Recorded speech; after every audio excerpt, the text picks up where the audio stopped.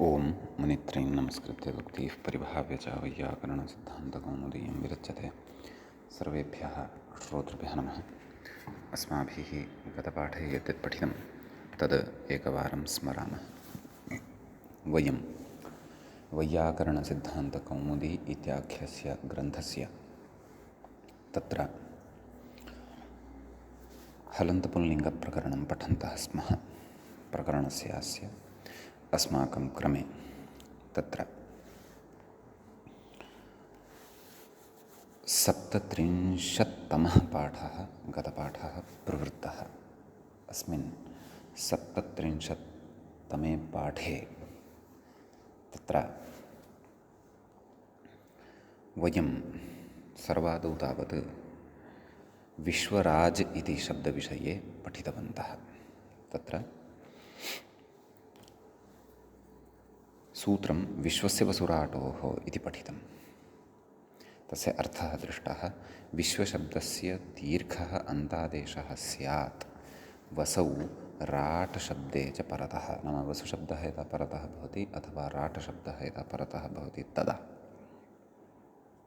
सम्यक्। तत्र विश्वं वसु यस्य सः विश्वावसुः इति एकं तत्र उदाहरणम् अस्माभिः पठितं। तत्र वसुशब्दे परतः विश्वशब्दस्य दीर्घः भवति।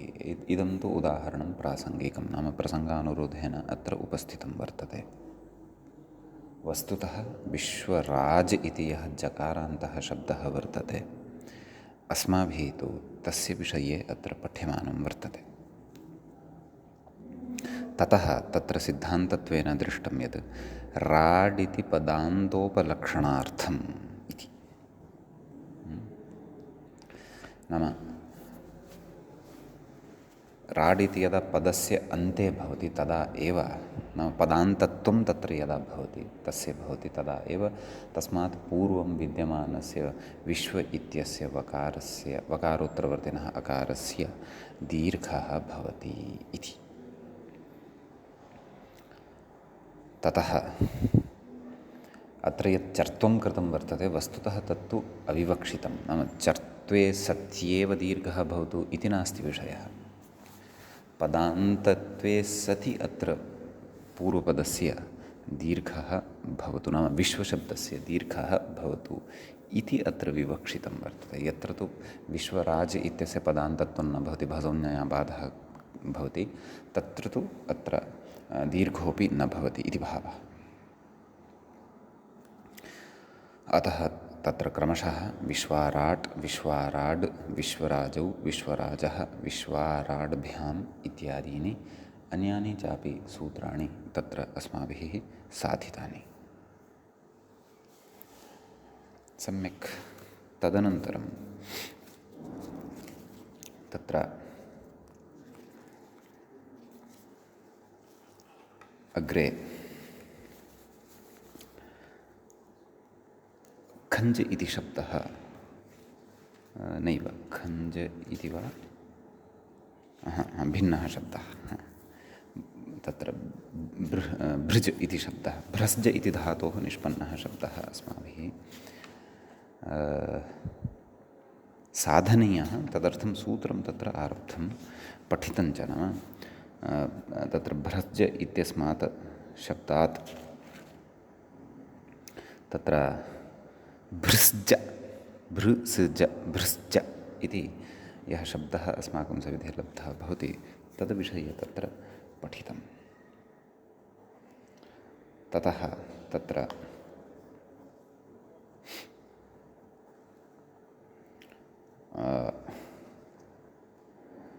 सूत्रं पठितं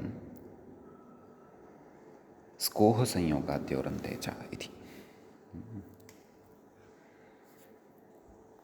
तदेव भृस्ज इत्यत्र तत्र सकारः यः वर्तते तस्य लोपार्थम् इदं सूत्रम् आरब्धं। तदेव भ्रस्जपाके इत्यस्मात् क्विपुविहितः ग्रहिजा इत्यादीना सूत्रेण तत्र सम्प्रसारणं विहितं। रेफस्य ऋवर्णः विहितः सम्प्रसारणाच्च इत्यनेन पूर्वरूपादिकं कृत्वा भृस्ज इति शब्दः साधितः, ततः सुबुत्पत्तिः कृता। तत्र विशेषः एतेन सूत्रेण उक्तः, नाम सकारस्य लोपः भवतु एतदर्थम् अग्रे तत्र सूत्रम् अस्माभिः आरब्धम् इति। तच्च सूत्रं स्कोः संयोगाद्योरन्ते च इति पठितमेव, तस्य अर्थः अपि तत्र दृष्टः। पदान्ते झलि च परे यः संयोगः तदाद्योः सकारककारयोः लोपः स्यात् इति तस्य अर्थः दृष्टः।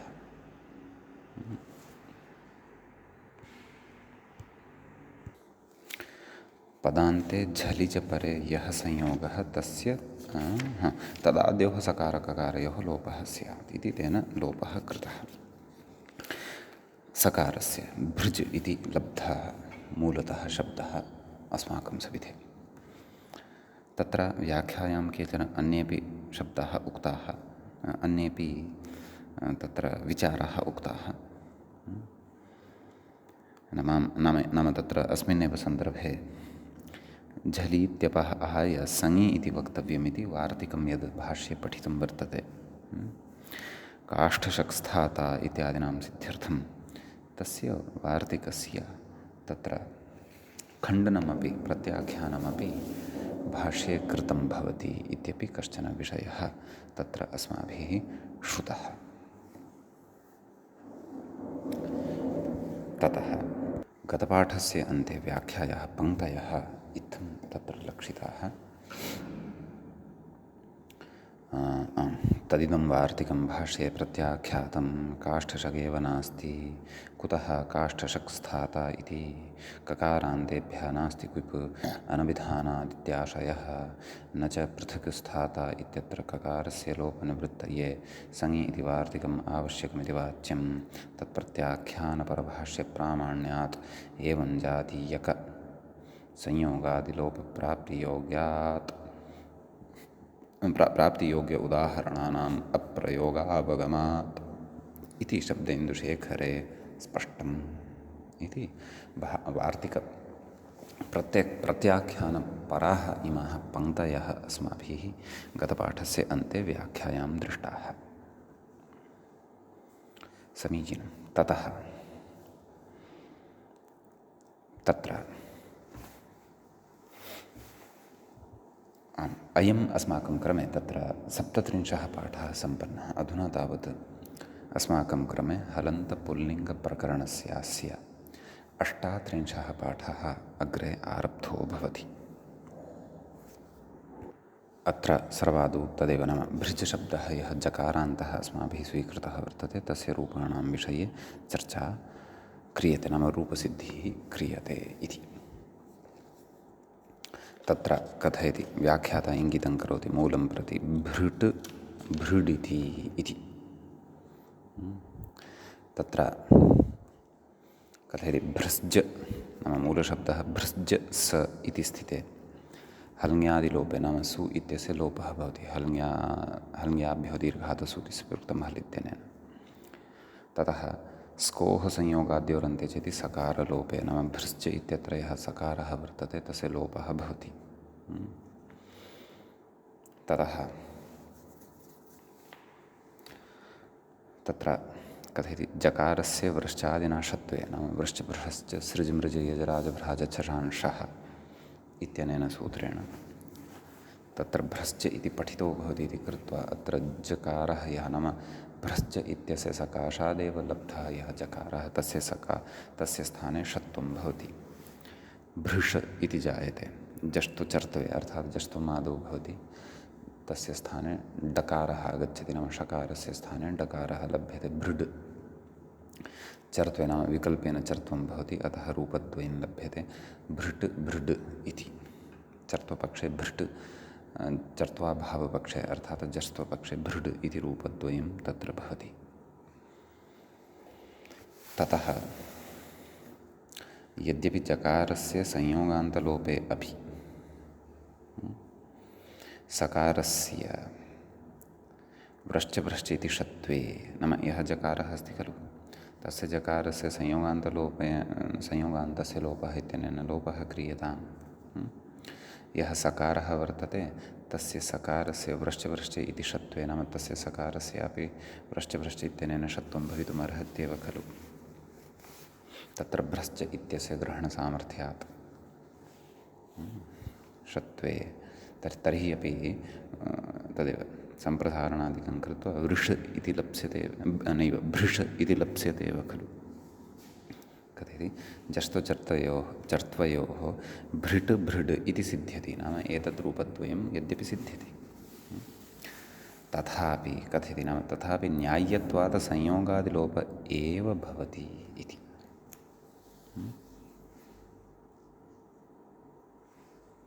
एवं खलु। तथापि न्याय्यत्वात् इह संयोगादिलोपः एव भवति इति। पूर्वं तर्हि का युक्तिः आश्रिता, यद्यपि जकारस्य संयोगान्तलोपे अपि सकारस्य व्रश्च इति षत्वे जष्टचर्त्वयोः मृट् मृड् इति सिद्ध्यति तथापि न्याय्यत्वादिह संयोगान्तलोपः न संयोगादिलोपः संयोगान्तलोपे संयोगादिलोपे च भेदः वर्तते। संयोगादिलोपः नाम स्कोः संयोगाद्योरन्ते च, संयोगान्तलोपः नाम तत्र संयोगान्तस्य लोपः इति। तन्न प्रकृते स्कोः संयोगाद्योरन्ते च इत्यस्य एव अवसरः वर्तते। अष्टमाध्यायस्य द्वितीयपादस्य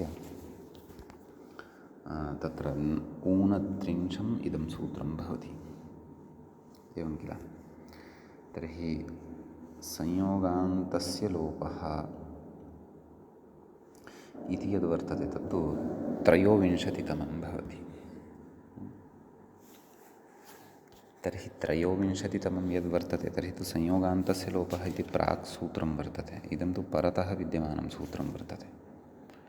समाने एव पादे किल, समाने एव पादे अष्टमाध्यायस्य द्वितीयपादस्य त्रयोविंशतितमं सूत्रं संयोगान्तस्य लोपः इति भवति। ततः प्राक्तनं तु सूत्रं तत्र नैव संयोगान्तस्य इति प्राक्तनं भवति, स्कोः संयोगाद्योरन्ते च इति परतः भवति। तर्हि प्रकृते न्याय्यत्वात् इत्युच्यते। न्याय्यत्वात् नाम कथं न्याय्यत्वात् तर्हि नाम न्यायः कः? एवं खलु।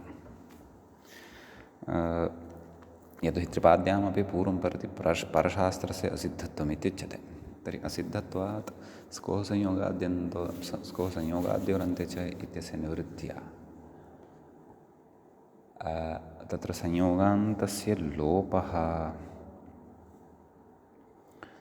इत्येव कुतो न उच्येत।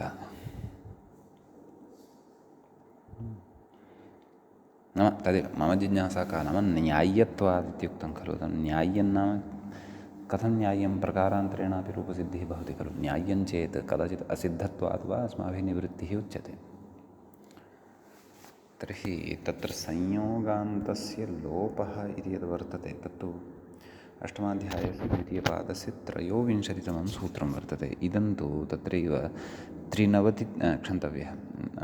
नवविंशतितमं सूत्रं वर्तते। तर्हि परशास्त्रम् इदं वर्तते। पदान्ते झलि च परे इति उच्यते। संयोगान्तस्य लोपः इत्यस्य कृते अपि पदान्ते संयोगः अपेक्षितः वर्तते, यच्च अस्ति एव अत्र।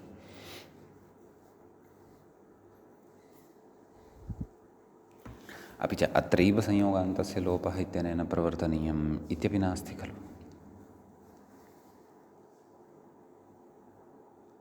तस्य तु अन्यत्रापि अवकाशः वर्तते। तर्हि न्याय्यत्वात् नाम सः विषयः नाम न्याय्यत्वात् नाम कथं न्याय्यत्वं भवति अस्य इति किञ्चित् विषयः स्पष्टतया ग्राह्यः वर्तते। वस्तुतः अत्र समाधानं किम् अस्ति नाम आरम्भसामर्थ्यादेव इदं नाम स्कोः संयोगाद्योरन्ते च इति संयोगान्तलोपस्य अपवादः भवति इदं सूत्रं। तत्र कश्चन सूक्ष्मः भेदः अस्ति, सः ज्ञातव्यः।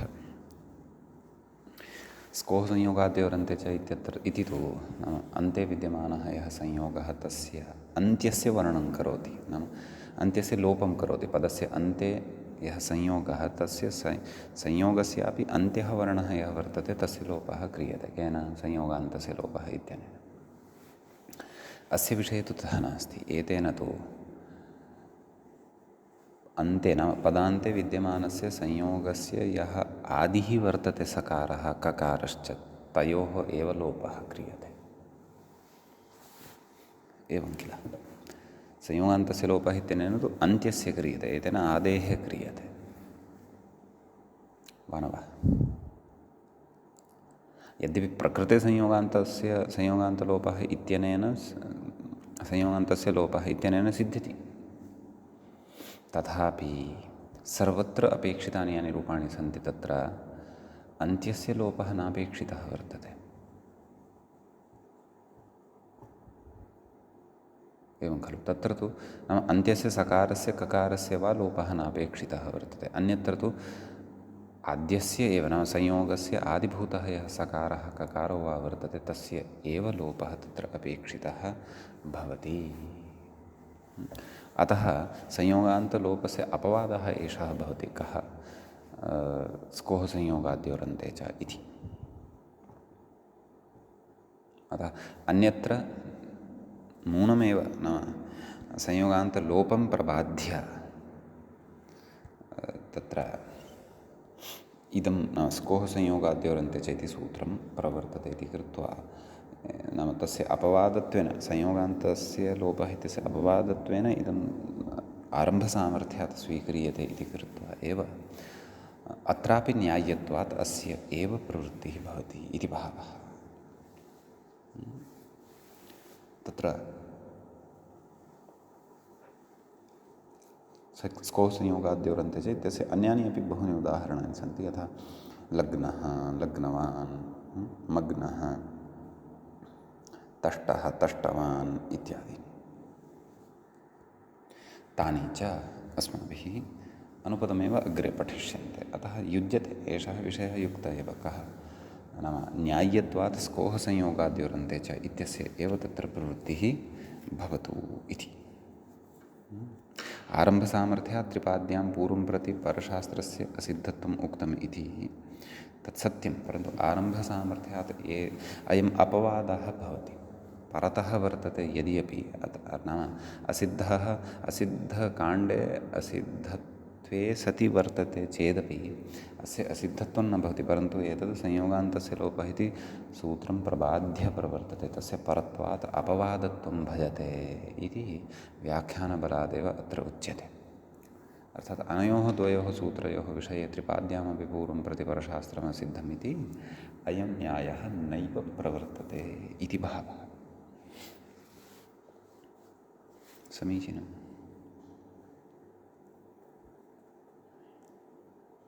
कथयति अग्रे? सस्येति। सस्यश्चुत्वेन शः। इदानीम् अग्रिमम् उदाहरणं साध्यमानं वर्तते। प्रथमाविभक्तेः एकवचनस्य तु उदाहरणं सिद्धमेव। किं? भृट् भृड् इति। समीचीनं। द्विवचने किं स्यात् तदुच्यमानं वर्तते। यद्यपि मूले तत्र भृजौ इति रूपम् उक्तं वर्तते, परन्तु तत् कथं सिद्ध्येत् तस्मिन् विषये व्याख्यायां तत्र उक्तं। किमुक्तं पश्यन्तु। क्रमशः प्रक्रिया पूर्वकम् उच्यमानं वर्तते। भृश्च औ इत्यादौ अचि, नाम अजादिः विभक्तिः यदा परतः भवति तदा पदान्तझलपरसंयोगादित्वाभावात्। एवं खलु? पदान्तसंयोगः वा अथवा झलपरतः संयोगः वा अत्र न लभ्यते, यच्च स्कोः संयोगाद्योरन्ते च इत्यस्य सूत्रस्य कृते अपेक्षितः भवति। एवं खलु? संयोगादिलोपः न संयोगादिलोपः, अत्र संयोगादिलोपः नैव प्रवर्तते इति। अतः द्विवचने भृजौ इत्येव रूपं तत्र भवति। कथयति? झलाञ्जषि इति जष्ट्वस्य असिद्धत्वात् सकारस्य श्चुत्वम् इति भावः। प्रकृतिजष्टुं न भवति परन्तु श्चुत्वम् एव भवति। तस्य नाम श्चुत्वात् लब्धः यः अत्र शकारः भवति, तदेव उक्तं खलु मूले सस्य श्चुत्वेन शः अर्थात् भ्रश्ज इति लभ्यते। तस्येति मूले पश्यन्तु, तस्य जष्ट्वेन जः, तस्यापि स्थाने जष्ट्वेन जकारः आयाति। अतः भृ ज ज औ भृजौ इति प्रथमाविभक्तेः द्विवचने रूपं लभ्यते। बहुवचने भृजः इति च रूपं भवति, एवं खलु। द्वितीयाविभक्तेः एकवचने ततः पूर्वं व्याख्याता कथयति शकारस्येत्यर्थः तालुस्थानकत्वात् शकारस्य जकारः। तालुस् एवं खलु, शकारस्य स्थाने जकारः एव आगच्छति आन्तरतम्यात्।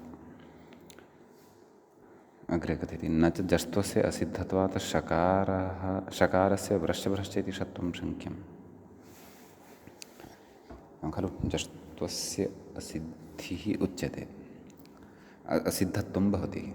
कथं? व्रश्च इति सूत्रदृष्टौ, एवं खलु। अतः यः शकारः वर्तते तस्य शकारस्य षत्वं भवतु इति न वक्तव्यम्, एवं खलु। षत्वं प्रति श्चुत्वस्य असिद्धत्वात्, षत्वं यद् वर्तते तस्य श्चुत्वं प्रति असिद्धत्वं भवति इति, एवं खलु। अतः जकारः तत्र योगं कर्तुं न लभ्यते, स्तोश्चुनाश्चुः इत्यस्य प्रवृत्त्यर्थं न लभ्यते इति।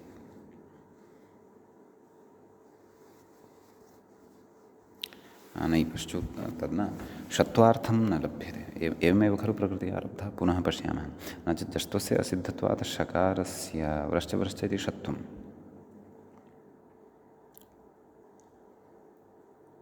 जष्टुं क्व कृतं? जष्टुं तु न कृतमेव खलु, श्चुत्वं कृतं। कथं? ततः पूर्वं किमुक्तं? झलां झर्झषि इति जष्ट्वस्य असिद्धत्वात् सकारस्य श्चुत्वं। क्व कस्याम् अवस्थायाम् इत्युच्यते? भृजौ इत्यत्र खलु उच्यते। श्चुत्वेन तत्र शकारः लब्धः भवति। जष्टुं किं नाम? झलां झषि इति जष्टुं, न तु संयोगान्तस्य क्षन्तव्यं, न तु झलां झषोन्ते इति, तस्य तु अवसरः नास्ति। झलां झषि इत्यस्य कृते उच्यमानं वर्तते। तत् स्पष्टमेव उक्तं खलु। झलां झषि इत्यतः पश्यन्तु, पुनः स्पष्टः भवति विचारः। झलां झषि इति जष्ट्वस्य असिद्धत्वात् सकारस्य श्चुत्वम् इति भावः। नाम सकारः यः तत्र भवति तस्य श्चुत्वं भवति। तस्य इति नाम शकारस्य, नाम सः शकारः यः वर्तते तस्य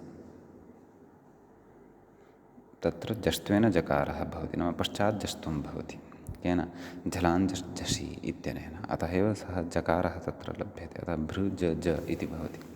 तत्र उच्यमानं वर्तते। नाम आदौ उक्तं तालुस्थानकत्वात् शकारस्य जकारः, ततः न च जष्ट्वस्य असिद्धत्वात्, नाम जष्ट्वम् अत्र यद् वर्तते तस्य असिद्धत्वात् शकारस्य व्रश्च इति षत्वं शङ्क्यम्। शकारः कः? मध्ये यः सकारस्य स्थाने आगतः यः शकारः, तस्य विषये उच्यमानं वर्तते। तस्य षत्वं न शङ्क्यं। कुतः? षत्वं प्रतिश्चुत्वस्य असिद्धत्वात्। व्रश्च इति सूत्रं प्रति श्चुत्वं यद्वर्तते तस्य असिद्धत्वं भवति। श्चुत्वमेव नास्ति तर्हि तत्र शकारः अपि न लभ्यते। शकारः अपि न यदि लभ्यते तर्हि व्रश्च इत्यस्यापि प्रवृत्तिः न भवति इति भावः अस्ति अत्र। तद् सर्वोपि सिद्धासिद्धत्वविचारपूर्वकः अयं विचारः अत्र शक्यः अवगन्तुम्। समीचीनम्। अग्रे कथयति भ्यामादौ तु आं तर्हि द्वितीया भृज्यौ इति साधितं मूले बहुवचने भृज्यः इति च साधितः ततः प्रकृते द्वितीया बहुवचने भृज्यः इत्येव रूपं सम्बोधने हे सम्बोधनस्य रूपाणि तु पूर्वमेव वक्तव्यानि वस्तुतः द्वितीयातः पूर्वमेव हे भृट् हे भृड् हे भृज्यौ हे भृज्यः द्वितीया भृज्यं भृज्यौ भृज्यः तृतीया भृज्जा भ्यामादौ कथयति भ्यामादौ तु स्वादिषु इति पदत्वात् नाम स्वादिषु सर्वनामस्थाने इत्यनेन पदत्वं भवति भ्रज् इत्यादिनां भृज् इत्यस्य भृज् इति मूलशब्दः भृज् इति कथयति पदत्वात् संयोगादिलोपः अतः तत्र संयोगादिलोपः भवति तर्हि का स्थितिः जायते भृज् भ्यां कथयति वृश्चेति षत्वं जकारस्य षत्वं भवति भृश भ्याम् एवं खलु ततः कथयति जष्ट्वं जलाञ्जषन्तेन जष्ट्वं भवति भृड् भ्याम् एवं खलु इति रूपं सिद्धं भवति बहुवचने भृड्भिः तर्हि भ्यामादौ इदम् अत्र परिवर्तनम् अथवा अयं विशेषः अत्र अवगन्तव्यः ततः तत्र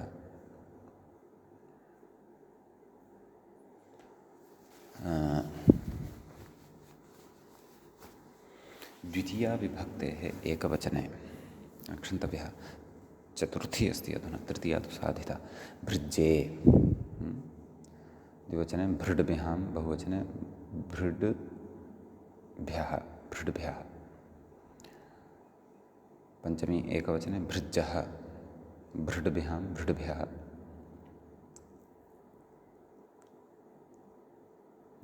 षष्ठ्यां भृज्यः भृज्योः भृज्जाम् एवं रीत्या रूपाणि सप्तमी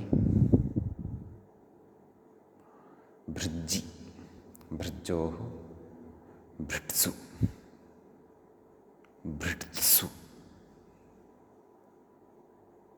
एवं खलु इमानि रूपाणि तत्र ज्ञेयानि अन्येषां रूपाणां प्रक्रिया पठितपूर्वा ज्ञातपूर्वा एव वर्तते अतः कृत्वा अन्यानि रूपाणि मूले नोक्तानि तत्र विशेषाभावात् इति भावः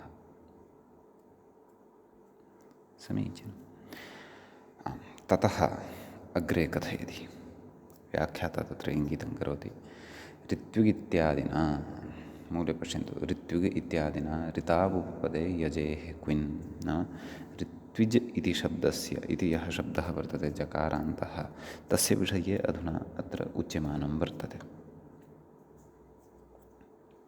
एवं खलु तर्हि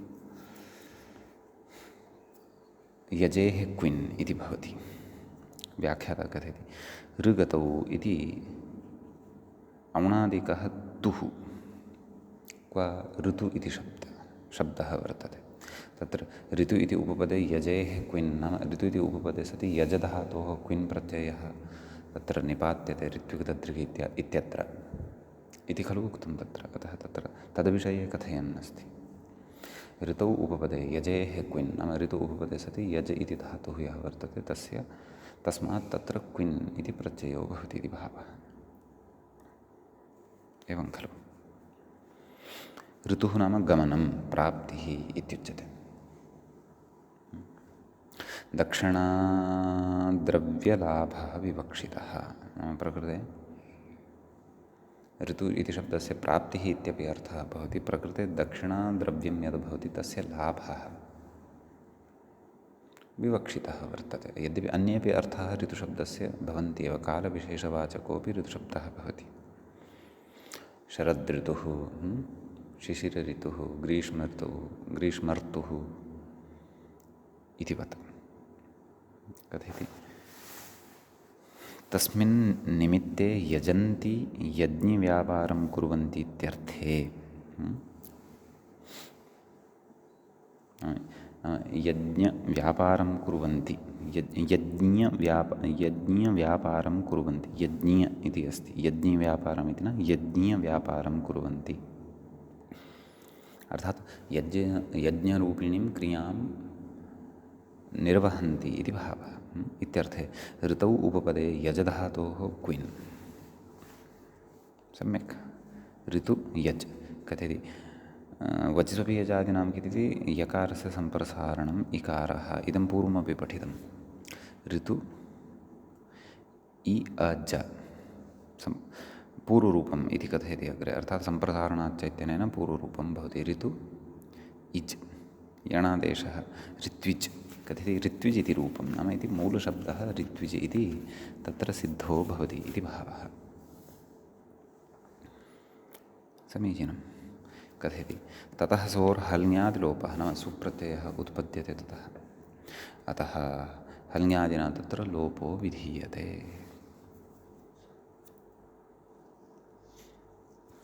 सम्यक्। अतः ऋत्विज् इति एतावदेव लभ्यते। कथयति एतावत् सिद्धवत्कृत्याः नाम एतावत् साधयित्वा इतः परम् अग्रिमा या प्रक्रिया वर्तते तां प्रक्रियां कथयति इति। एवं खलु, नाम ऋत्विग् इत्यादिना ऋतौ उपपदे यजेः क्विन् न निपात्यते इति। तद् ऋत्विज् इति जकारान्तं शब्दं साधयित्वा तदनन्तरं कथयति, नाम अग्रिमं कार्यं किं वर्तते। यतोहि ऋत्विज् ऋत्विग् इति रूपद्वयं खलु साधनीयम्। कथयति क्विन्नन्तत्वात् कुत्वमिति मूले पश्यन्तु। क्विन्नन्तत्वात् कुत्वं केन, क्विन् प्रत्ययस्य इत्यनेन इति शेषः। क्विन् प्रत्ययस्य नाम क्विन् प्रत्ययस्य कुः इति यत् पूर्वं पठितं तेन सूत्रेण। एवं मानवः कथयति तर्हि कुत्वं यदि जातं तर्हि गकारः आगच्छति अस्य स्थाने, कस्य, जकारस्य स्थाने, तस्य विकल्पेन चर्त्वं भवति वावसाने इत्यनेन, अतः रूपद्वयं लभ्यते ऋत्विक् ऋत्विग् इत्येवं रीत्या। अग्रे कथयति एतदर्थमेव क्विन् विधानम् इति भावः। अस्य प्रवृत्तिः भवतु। नाम ऋत्विज् इति शब्दे तत्र कुत्वं भवतु, क्विन् प्रत्ययस्य कुः, अतः तत्र क्विन् प्रत्ययान्तता निपात्यते इति भावः। कथयति न च क्विपि चोः कुः इति कुत्वेन एतत् सिद्ध्यति इति वाच्यं। पूर्वपक्षी कथयति भोः किमर्थम् एतावान् यत्नः, ऋत्विज् इति वर्तते तस्मात् क्विन् प्रत्ययः एव निपातनीयः इति का वा अपेक्षा। क्विपि सति अपि एतद् रूपद्वयं लब्धुं शक्यं खलु। चोः कुः इत्यनेन कुत्वं क्रियताम्। क्विपः सर्वलोपं विधाय चोः कुः इत्यस्य निमित्तानि तत्र स्युरेव सन्ति एव, अतः तेनैव एतद् रूपद्वयं लभ्यते। तद्विषये एव कथयन् अस्ति। न च क्विपि चोः कुः इति कुत्वेन एतत् सिद्ध्यति इति वाच्यं, नाम अस्य रूपसिद्धिः भवति इति न वक्तव्यम्।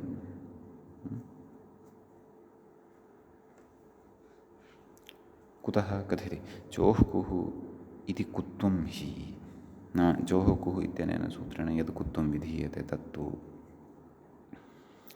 व्रश्चव्रश्चिति षत्वेन अपवादत्वात् बाध्येत। चोः कुः इति कुत्वस्य व्रश्चव्रश्च इति अपवादः वर्तते। षत्वं च स्यात्। व्रश्चव्रश्च सृज मृज यज, तत्र यज अपि वर्तते। षत्वं यदि स्यात् तर्हि तु तत्र ऋत्विट् ऋत्विड् इति अनिष्टं स्यात्। इष्टं किं, ऋत्विक् ऋत्विग् इति रूपद्वयमेव तत्र इष्यते। समीचीनम्। अग्रे कथयति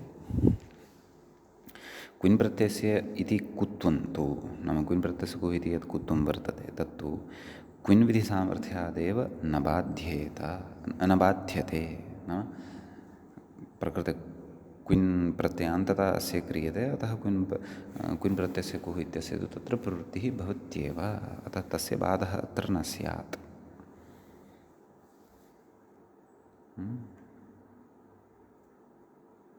कथयति यष्टा इत्यादौ षत्वविधेः चरितार्थत्वात् इति भावः। एतेन व्रश्चभ्रश्च इति सूत्रं यजधातोः विषये निरवकाशमेव भवति इति तु नास्ति। तस्य तु यष्टा इत्यादिषु पर्याप्तः अवसरः वर्तते, तत्र तस्य प्रवृत्तिः भविष्यत्येव किल वा न वा? अतः प्रकृति क्विन्नन्तता एव न्याय्या, क्विन्नन्ततया एव प्रकृते रूपद्वयं प्राप्तव्यं। चोः कुः इत्यस्य तु बाधः भवति व्रश्चभ्रश्च इत्यनेन। समीचीनम्। ततः अग्रे मूले कथयति ऋत्विजौ ऋत्विजः इत्यादीनि रूपाणि सिद्ध्यन्ति। नाम अन्यानि अपि रूपाणि अत्र एवं भवन्ति। सम्बोधने किं तर्हि हे ऋत्विक् हे ऋत्विग् हे ऋत्विजौ हे ऋत्विजः एवं रीत्या। द्वितीया ऋत्विजं ऋत्विजौ ऋत्विजः, तृतीया ऋत्विजा ऋत्विग्भ्यां ऋत्विग्भिः एवं खलु। तत्र पदत्वं भवति पदान्तत्वात्, तदेव जस्त्वं प्रवर्तते, कुत्वं प्रवर्तते एवं खलु। क्विन् प्रत्ययस्य कुः, यतोहि क्विन् प्रत्ययस्य कुः क्विन् प्रत्ययो यस्मात् तस्य कवर्गान्तादेशः स्यात् पदान्ते इत्युक्तं खलु। अतः समीचीनं। ततः तत्र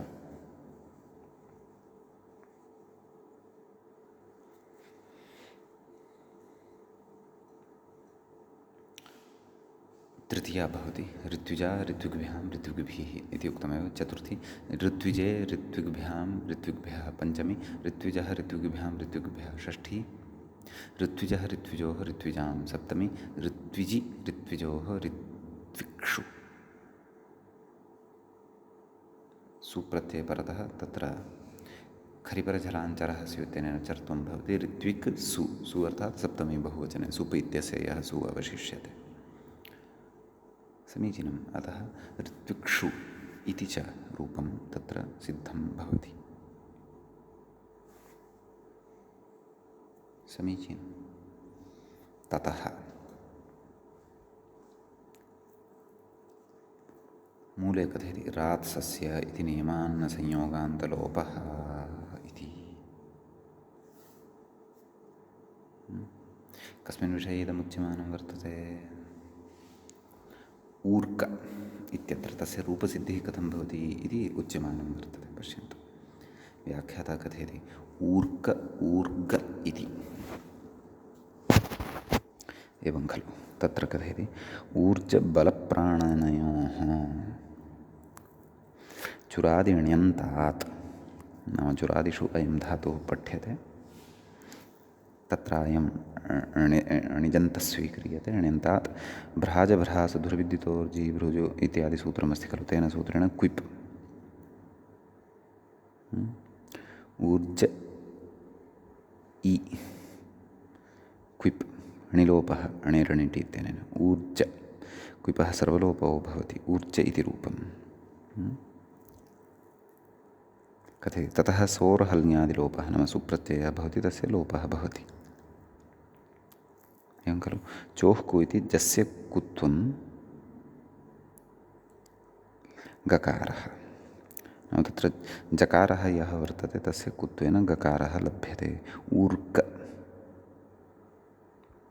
ऊर्ग इति आयाति, तस्य वावसाने इति चर्त्वम् इति कथयति अग्रे। पश्यन्तु, चर्त्वेन नाम विकल्पेन चर्त्वे सति ऊर्ग ऊर्ग इति रूपद्वयं लभ्यते एवं खलु। बलप्राणनयोः इति तत्र वर्तते धातुः, अतः बलवान् बलयुक्तः इति कश्चन एतादृशः अर्थः अत्र उदाहरणस्य ग्राह्यः। एवं खलु अस्मिन्नेव विषये तत्र उक्तवान् अस्ति मूले पश्यन्तु किं रात्सस्येति नियमात् न संयोगान्तलोपः। अयञ्च विषयः व्याख्यायामेव तत्र अस्माभिः रात्सस्येति सूत्रपठनवेलायां पठितः आसीत्, भवन्तः स्मरेयुः इति अहं चिन्तयामि। एवं खलु अतः तत्र यः पश्यन्तु न रेफात् परत नाम अत्र ऊर्क इत्यत्र वस्तुतः ऊर्क ऊर्ग इत्यादिषु तत्र वस्तुतः अयं प्राप्तः कः संयोगान्तलोपः प्राप्तः, परन्तु तत्र नियमः कृतः खलु रेफात् नाम संयोगान्तलोपे रेफात् परतः चेत् सकारः, तर्हि सकारस्य एव लोपः भवति नान्यस्य इति। एवं किल तद् इदञ्च सूत्रम् अस्माभिः पूर्वं पठितं वर्तते।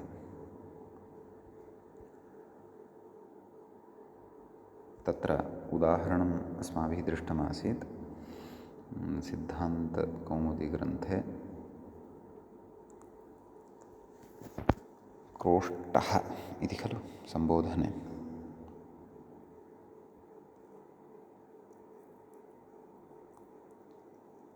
क्रोष्टुः इत्यपि भवत्येव खलु क्रोष्टुः, तत्रापि क्रोष्टुर्स् क्रोष्टुर्स् एवम् इति स्थितिः जायते।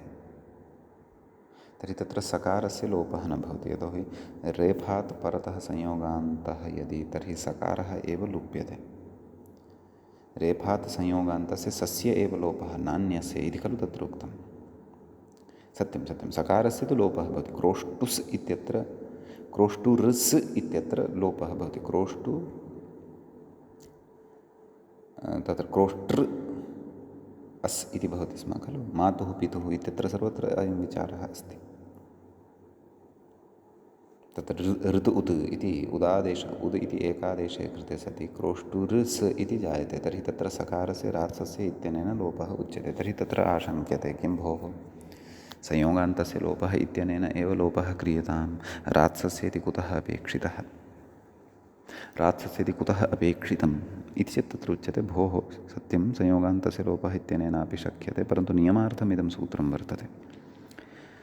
संयोगान्ते रेफात् परतः यदि सकारः वर्तते तर्हि तस्य एव लोपः नान्यस्य, नान्यस्य किम् इति तत्र प्रत्युदाहृतं किम् ऊर्क् इति, तद् अधुना अस्माभिः पठ्यमानं वर्तते। अत्र जकारान्तः एषः शब्दः भवति।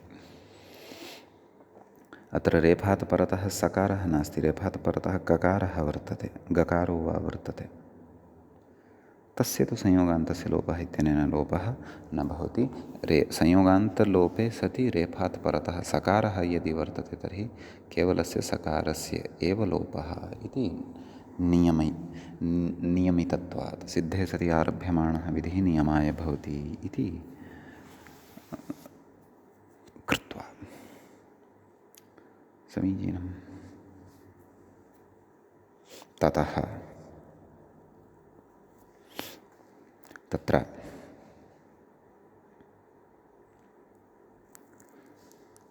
अग्रे कथयति, व्याख्यातारं पश्यन्तु। न च कुत्वे कर्तव्ये अणिलोपस्य स्थानिवत्वं शङ्क्यं। कुत्वं केन क्रियते? चोः इत्यनेन कृतं खलु।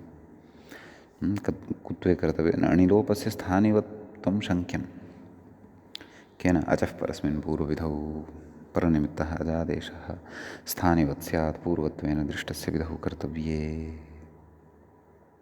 तस्य प्रवृत्तिः वर्तते खलु अत्र। अतः स्थानिवद्भावेन अणिलोप तत्र अणि इति नाम अणिचि यः वर्तते नाम स्वरः यः वर्तते तस्य व्यवधानं भवति, तेन व्यवधानं क्रियते। तन्न शङ्क्यं कुतः? पदान्तविधौ तन्निषेधात्। न पदान्तद्विर्वचनवरे लोपस्वरसवर्णानुस्वारदीर्घश्चर्विदिषु इति भावः। अतः प्रकृतिस्थानिवद्भावस्य प्रसक्तिः न भवति। कथयति पूर्वत्रासिद्धेन स्थानिवत् इति वचनाच्च पूर्वत्रासिद्धे स्थानिवद्भावश्च न भवति इति। एवं किल चोः कुः रात्सस्य इति एतत् सर्वमपि पूर्वत्रासिद्धीयं भवति खलु। नाम त्रिपाद्याः विषयः अत्र भवति इति भावः। एवं खलु। आम्, ततः अन्यानि रूपाणि अपि द्रष्टव्यानि अस्य कस्य ऊर्ज इति शब्दस्य। तर्हि ऊर्क् ऊर्ग् ऊर्जौ ऊर्जः सम्बोधनं हे ऊर्क् हे ऊर्ग् हे ऊर्जौ हे ऊर्जः। द्वितीया ऊर्जम् ऊर्जौ ऊर्जः। एवं खलु। तृतीया ऊर्जा। पश्यन्तु, ऊर्जा शब्दः अन्यः अपि श्रूयते खलु, एकः आकारान्तः टाबन्तः, परन्तु अयं तु तृतीया विभक्तेः एकवचनान्तः। ऊर्जा ऊर्ग्भ्याम् ऊर्ग्भिः इति तृतीया। चतुर्थी ऊर्जे ऊर्ग्भ्याम् ऊर्ग्भिः। पञ्चमी ऊर्जः ऊर्ग्भ्याम् ऊर्ग्भ्यः। षष्ठी ऊर्जः ऊर्जोः ऊर्जां। सप्तमी ऊर्जि ऊर्जोः ऊर्क्षु इति इमानि रूपाणि तत्र भवन्ति। समीचीनम्।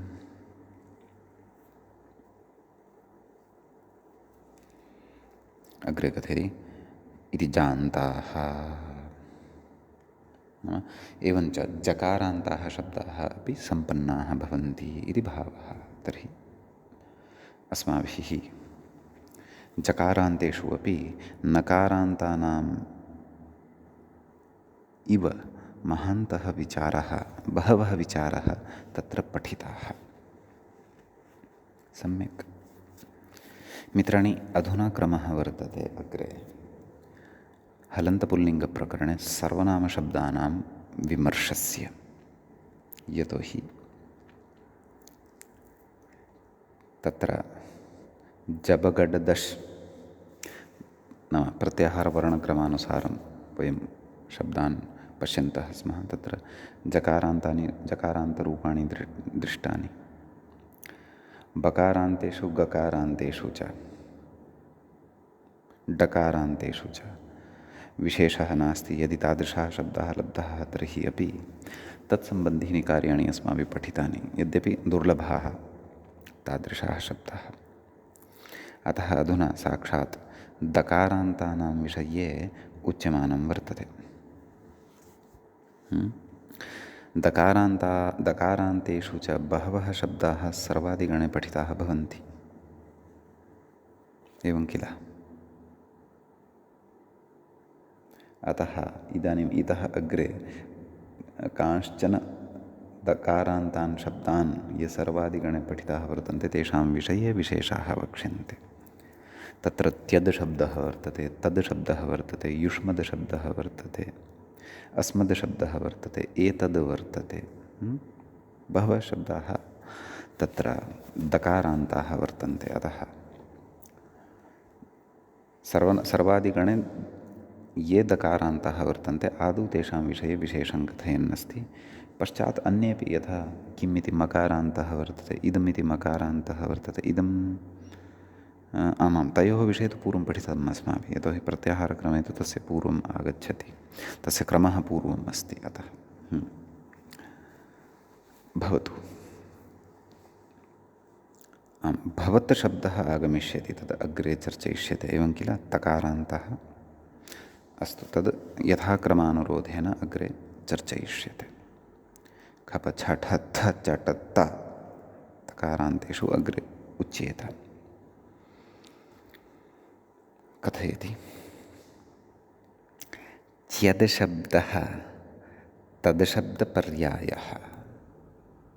तत्रापि दकारान्तेषु प्रथमतया यः श्रूयते सर्वादिगणे, तत्रापि सर्वादिगणे अपि गणस्य अवान्तरगणः यः वर्तते त्यदादिगणः, तद्विषये आदौ कथयन् अस्ति। किम्? अथ दकारान्ताः निरूप्यन्ते, क्षन्तव्यः इतः अग्रे। किं? त्यद् शब्दः तद् शब्दपर्यायः, नाम तद् शब्दः यस्मिन् अर्थे प्रयुज्यते, सः रामः, सः बालकः, सा वाटिका, तत् उद्यानम् इत्यादिषु तस्मिन्नेव अर्थे अयं त्यद् इति शब्दः अपि उपयुज्यते, प्रयुज्यते इति भावः।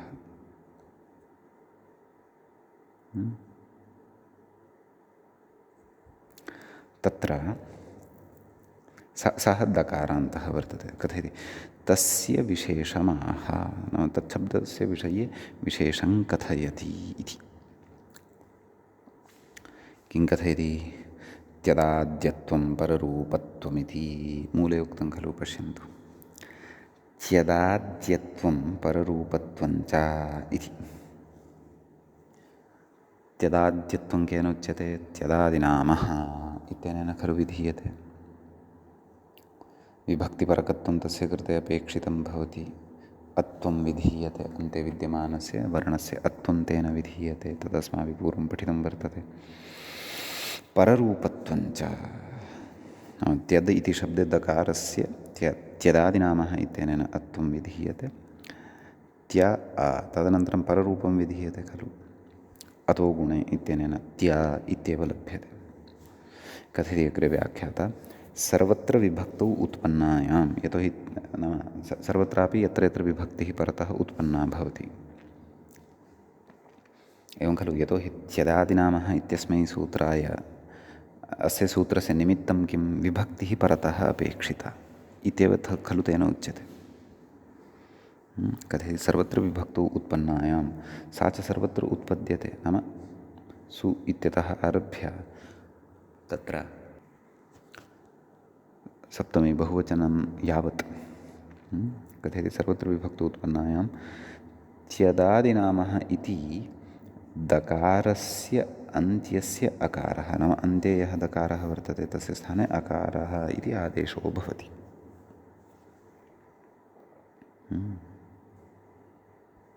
अतो गुणे इति पररूपं च इत्यर्थः। एतेन पररूपं चापि भवति।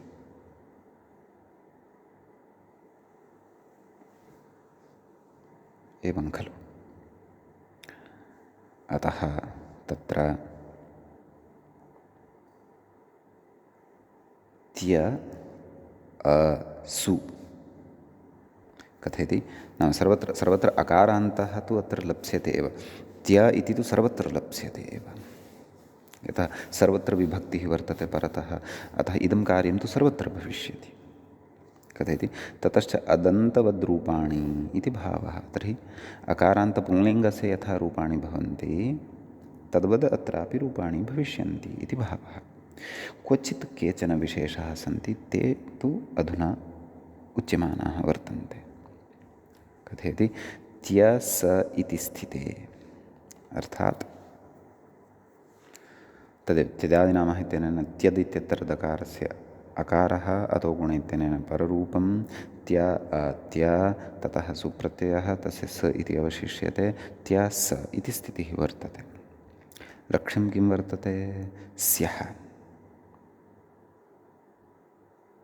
एवं खलु। कथयति? इति स्थिते तदोस्ससावनन्त्ययोः इति सूत्रमग्रे आरभ्यते। तदोस्ससावनन्त्ययोः, एवं खलु। सूत्रस्य पदपरिचयः आदौ अस्माभिः अत्र प्राप्तव्यः। प्रथमं पदं भवति तदोः इति षष्ठ्यन्तं पदं भवति, षष्ठीविभक्तेः द्विवचनान्तं भवति। द्वितीयं भवति सः इति प्रथमान्तं भवति, प्रथमाविभक्तेः एकवचनान्तं भवति। तृतीयं पदं भवति सौ, इदं सप्तम्यन्तं भवति, सप्तमीविभक्तेः एकवचनान्तं भवति सु इत्यस्य, सु इति शब्दस्य। अनन्त्ययोः इति अग्रे उच्यते। इत्यपि तत्र षष्ठीविभक्तेः द्विवचनान्तं रूपं भवति, यच्च तदोः इत्यस्य विशेषणं भवति। एवं किल? तत्र अनन्त्ययोः इत्यस्य विग्रहः ज्ञेयः। न अन्त्यौ, अनन्त्यौ, तयोः, अनन्त्ययोः, नै तत्पुरुषसमासः। एवं खलु?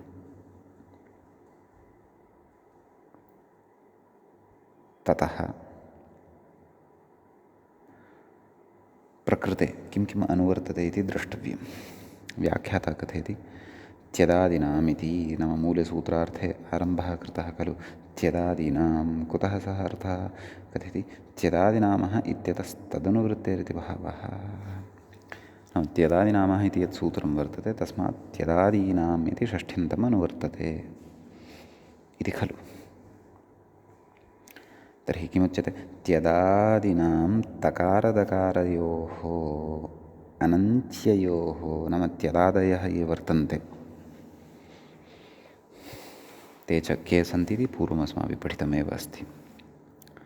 तयोः अनन्त्यः यः तकारः, नाम अन्ते नास्ति यः तकारः, अन्ते च नास्ति यः दकारः, तयोः अनन्त्ययोः सः स्यात् सौपरे, नाम सकारादेशः भवति कदा? यदा सुप्रत्ययः परतः भवति तदा। तदेव व्याख्याता कथयति तकारदकारयोरिति कथयति सूत्रे तश्च दच इति विग्रहः। तदोः इत्यस्यापि विग्रहः कर्तव्यः खलु। तश्च दच, तत्रापि कथयति तकारात् अकारः उच्चारणार्थः इति भावः। तकारानन्तरं यः अकारः वर्तते सः उच्चारणार्थः वर्तते।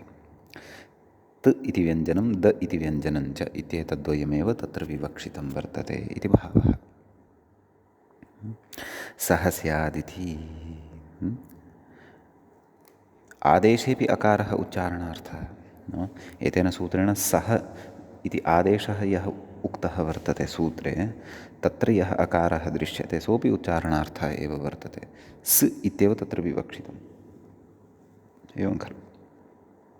अतः त्य स् इत्यत्र त्य इत्यस्य यः तकारः वर्तते तस्य तकारस्य स्थाने सकारः भवति। अतः स्या स् सस्य ऋत्वविसर्गे सति स्यः इति रूपं सिद्धं भवति। सः रामः इत्येतद् वक्तुं वयं त्यच्छब्दस्यापि प्रयोगं कर्तुं शक्नुमः। स्यः रामः इति। एवं खलु? मया अत्र मम मातृभाषा स्मर्यते। तत्र बहुवचने उच्यते, एकवचने अपि उच्यते। एकवचने से इति वदन्ति, से। तर्हि पश्यन्तु, तत्र त्यद्शब्दस्य एव सः विकारः से। बहुवचने स्यो इति वदन्ति। एवं खलु? अतः तदपि इतः एव अपभ्रंशत्वमादाय उत्पन्नं स्यात् इति अनुमिनोमि। एवं खलु? तर्हि एकवचनस्य रूपम् अत्र तदोस्ससावनन्त्ययोः इति सूत्रस्य प्रवृत्त्या सिद्धम्। अत्र अवधानं कर्तव्यं, सुप्रत्यये परतः एव इदं सत्वं वर्तते, न तु अन्यत्र। सम्यक्। तर्हि अन्यत्र किं, कथं च रूपाणि भवन्ति इति एतं विषयं वयम् अग्रिमे पाठे द्रक्ष्यामः। अद्यतनपाठः अस्माभिः अत्रैव उपसंहरणीयः। मुनित्रयं नमस्कृत्य तदुक्तिः परिभाव्य च वैयाकरणसिद्धान्तकौमुदीयं विरच्यते। एवञ्च वैयाकरणसिद्धान्तकौमुदी इत्याख्यस्य ग्रन्थस्य हलन्तपुल्लिङ्गप्रकरणस्य अस्य अस्माकं क्रमे तत्र 38 पाठः सम्पन्नतां गतः। नमः सर्वेभ्यः श्रोतृभ्यः।